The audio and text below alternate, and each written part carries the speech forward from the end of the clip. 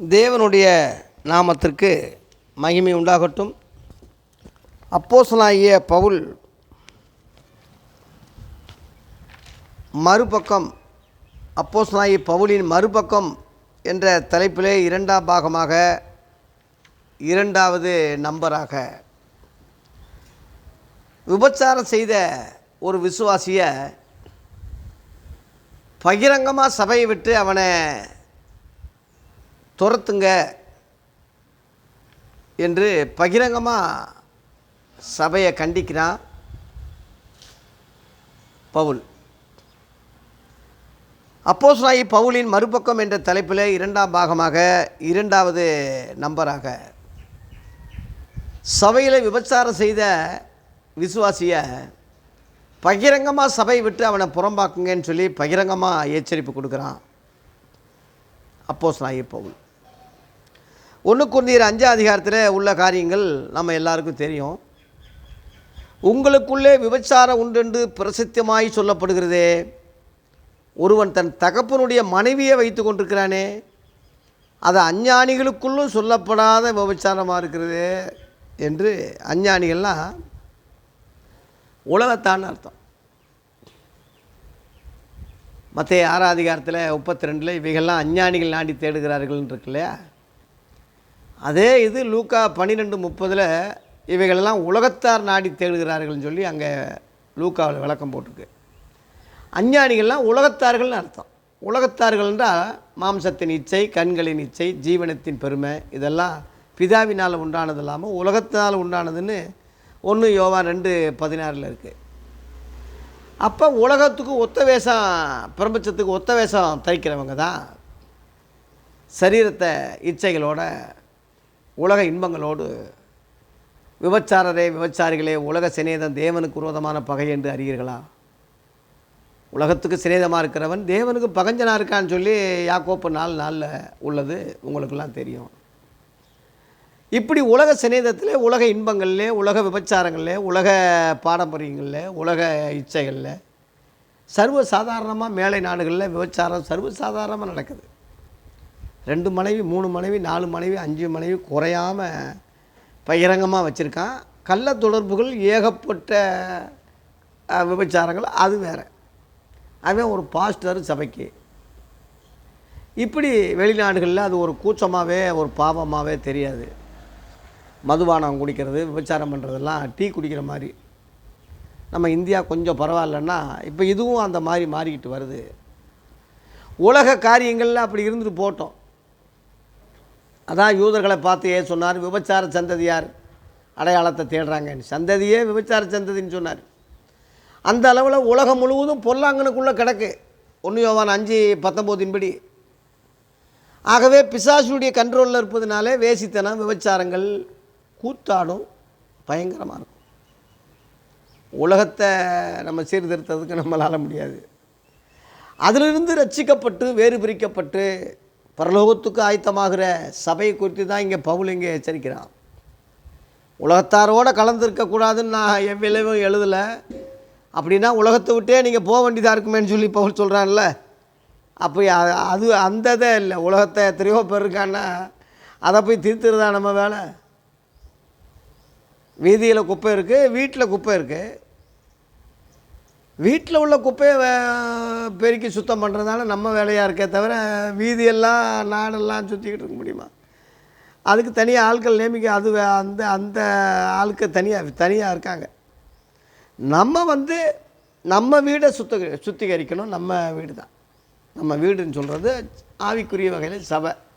என்னுடைய வீடு சகல ஜனங்களுக்கு ஜெப வீடு எனப்படும். தேவனுடைய வீடு ஜீவனுள்ள வீடு, தேவனுடைய சத்தியத்துக்கு தூணுன்னு பவுலும் 1 தீமோத்தேயு 3:15 சொல்கிறான் இல்லையா. ஆகவே தேவனுடைய வீட்டில் தான் நியாயத்தீர்ப்பே தொடங்க போகுதுன்னு சொல்லி 1 பேதுரு 4:17 இருக்குது. ஆகவே இந்த தேவனுடைய சபையாகிய இந்த வீட்டில் உள்ள குப்பைகளை நாம் கிளீன் பண்ண வேண்டியதாக இருக்குது, துரத்த வேண்டியதாக இருக்குது. அதனால் பவுல் எச்சரிக்கிறான். அஞ்ஞானிகளுக்குள்ளும் சொல்லப்படாத அஞ்ஞானிகள்னால் உலகத்தான் கூட ஒரு மனச்சாட்சி அம்மாவை பெற்ற தாயோடையாக இருப்பான், அல்லது அப்பாவுக்கு மனைவியாக இருந்தால் அது தாய் தானே. பழைய ஏற்பாட்டில் ரூபை ஒருத்தன் செஞ்சான். அப்படி யாக்கோப்புடைய மனைவியை ஒருத்தையோட மஞ்சத்தில் ஏறினான்னு சொல்லி கடைசியில் அவன் சாகும்போது அந்த குற்றங்களை ஒப்பிட்டு சபிச்சுட்டு தான் சாகுனான். ரூபனை நீ மேன்மடைய மாட்டேன்னு மனசுக்குள்ளேயே வச்சுருந்துருக்குறான். இந்த கிழவனாக்க அறிவில்லை, அவன் இளவட்டங்களை வச்சுக்கிட்டு 4 பொம்பளையவா கட்டி ஆள்றது. ராகேல் பிரியம்னா ராகேலை மட்டும் கட்டு, இல்லை நீ அப்பா அம்மாவை அண்ணனை ஏமாத்துன மாதிரி உன்னைய மாமங்காரன் ஏமாற்றி ரெபேக்கா வந்து லேயால் கொடுத்துட்டான்னா அதோடு இரு. 2 வேலைக்காரிகள் உனக்கு எதுக்கு? திரும்ப ராகிகளை கட்டி அதுக்கு ஒரு வேலை மொத்தம் 4 பிடிச்சி ஆளணும்னு என்னடா இருக்குது உன் கிழவனுக்கு? அப்போ அவன் இளவட்ட பையன் முட்டாத்தனமாக அவன் செய்கிறான். அதனால் ரைட்டு சொல்லலை, தப்பு தான், குற்றம். அது அந்த காலத்தில் அது காட்டு பின்னாடி காலம். அது தாவீது மனைவிகளோட மகங்க இருந்தாங்கன்றிருக்கு. அது அவனுக்கு தண்டனையாக கர்த்தர் சொன்னார். தங்கச்சியோ தாவீது மகன் தங்கச்சியை போய் ஒருத்தன் கற்பழிச்சிட்டான். இப்படி எத்தனை இது தாவீது சாகும்போது கூட ஆசான்னு ஒரு இளம் வயசு சிட்டை ஒரு பொம்பளையை கட்டி அனல் உண்டாக்குறதுக்கு வச்சான்ருக்கு. அவன் அறியலைன்னா முடியல அவனால். அவன் எப்படி கிழவனால் உயிர் போகிற நேரத்தில் எப்படி அவன் உடல் கொள்ள முடியும்? அதனால் அவன் நீதிமானம் உத்தமனும் கிடையாது. இந்த மாதிரி செட்டப் பண்ணும்போது இவனுக்கு வேணாம்னு அதெல்லாம் செய்யக்கூடாது, செத்தாலும் பரவாயில்ல, அந்த இது வயசான காலத்தில் வேணாம்னு சொல்லக்கூடாது. சம்மதிக்க போய்த்தானே அவன் பேசாமல் அணைச்சிக்கிட்டு இருந்தான். அதனால் எவனும் யோக்கியம் கிடையாது. பழைய ஏற்பாட்டில் எல்லாம் அயோக்கிய நாய் தான், எல்லாம் சீரழிஞ்சவங்க தான், எல்லோரும் அயோக்கியம் தான். அதனால் பழைய ஏற்பாட்டை நம்ம எதையும் பின்பற்றக்கூடாதுன்னு சொல்லி தானே இயேசு கிறிஸ்து நானே வழி, நானே சக்தி, நானே ஜீவன் சொன்னார்.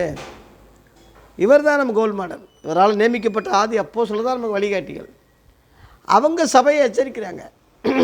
இந்த சபையை அஞ்ஞானிகளுக்குள்ளும் சொல்லப்படாத, அதாவது உலகத்தான் கூட அம்மானா பயப்படுறான், தாயினா பயப்படுறான், உலக மக்கள் கூட பயப்படுறாங்க. அந்த வகையில் இவன் உலகத்தானே ஒப்பிட்டு அந்த மாதிரி செய்யாதீங்க, அந்த மாதிரி வேண்டாம், அதோட இருமாப்பு கொண்டிருக்கீங்கன்னு சொல்கிறான். இருமாப்பு அதாவது 1 கொரிந்தியர் 5:2 இப்படிப்பட்ட காரியம் செய்தவனை நீங்கள் உங்களை விட்டு நீக்காமலும் துக்கப்படாமலும் இருமாப்பு கொண்டிருக்கிறீர்கள். இருமாப்புன்னா ஆணவமாக திமிராக இருக்கீங்கன்னு அர்த்தம். ஆணவமாக திமிராக இருக்கீங்க. இருமாப்பு என்ன ரப்பன் டைப்பாக இருக்கீங்க. இதை குறித்து கூட உங்களுக்கு உணர்வு கூட கிடையாது. உலகத்தான் கூட கொஞ்சம் அஞ்சு பயந்து செய்கிறான். நீங்கள் துணிகரமாக இந்த மாதிரி செஞ்சுக்கிட்டு இருக்கீங்க. இவனோட சாப்பிட்டுக்கிட்டு வேறு இருக்கீங்க, இவனோட தின்னுக்கிட்டு வேறு இருக்கீங்க. இது என்ன அருவருப்பாக இருக்குது. அதனால் கொஞ்சம் புளித்தமாக முழுமாவையும் உப்பு பண்ணும். ஒரு சின்ன பாவம் முழுசாக அவங்கள வந்து ஆண்டு கொண்டோம், சபையவே கெடுத்துரும், எல்லாரும் இதாயிரும். அதனால் அந்த பொல்லாதவனை புறம்பே தள்ளு. 13ஆம் வசனத்தில் பாருங்கள், புறம்பே இருக்கிறவனை குறித்து தேவனே தீர்ப்பு செய்வார், ஆகையால் அந்த பொல்லாதவனை உங்களை விட்டு தள்ளி போடுங்கள். அப்படியே சொல்கிறான், தள்ளி போடுங்க. அவன் தசமபாகம் வேணாம், அவன் காணிக்க வேணாம், அவனால் பெரிய கோடீஸ்வரனாக இருக்கட்டும், வேண்டாம். அதனால் தேவ பிள்ளைகளே, ஊழியக்காரங்களே, இன்றைக்கி பணத்துக்கு முக்கியத்துவம் கொடுத்து, வசதிக்கு முதலம் கொடுத்து, ஒரு பெரிய ஒரு தலைவர், முதலாளி, ஒரு பெரிய பணக்காரன், ஒரு பெரிய அமௌண்ட்டு கொடுக்குறவனாக இருந்தால் அவனுக்கு முதலிடம் கொடுக்குறீங்க, சால்வை போடுறீங்க, பூமாலையை போட்டு சபையில் முதல்ல உட்கார வைக்கிறீங்க.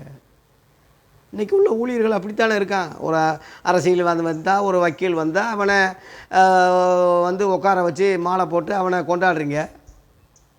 தேவ பிள்ளைகளே, ஆதி அப்போஸ்தலரை பின்பற்றுங்க.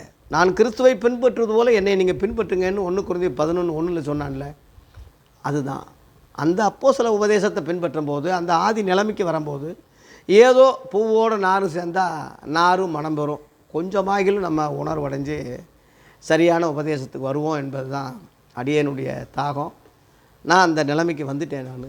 அதனால் உங்களையும் அன்போடு அழைக்கிறேன். அப்போஸ்தலனாகிய பவுலுடைய மறுபக்கம் என்ற தலைப்பில் ஒரு பக்கம் சபையை அன்பாக பாசத்தோடு உபதேசம் கொடுத்து நடத்தினாலும், மறுபக்கம் பொல்லாத காரியத்தை சகிக்காமல் இருமாப்பு கொண்டிருக்கீங்க. அந்த பொல்லாதவனை புறம்பே தள்ளுங்க. அந்த ஒருத்தனுடைய தள்ளுறது அந்த சபையே எச்சரிப்பு உண்டாகும், சபையே பாதுகாக்கப்படும். அந்த நிலைமையில் பவுலின் மறுபக்கம் என்ற தலைப்பில் மறுபக்கத்தையும் ஊழியக்காரங்க விசுவாசிகள் எச்சரிப்பாக இருந்து தசமபாகத்தையும் காணிக்கையும் பதவி பட்டம் பதவி ஜாதி இதெல்லாம் பார்க்காம சத்தியத்தை பாருங்கள், இயேசுவை பாருங்கள், ஆதி அப்போஸ்தலர்களை பாருங்கள். ஆகவே இந்த காரியங்களை குறித்து கொண்டு உங்களை எச்சரிக்கையாக இருந்து சபையை சுத்திகரிங்க. கர்த்தர் நம்மை ஆசீர்வதிப்பாராக. நன்றி, வணக்கம்.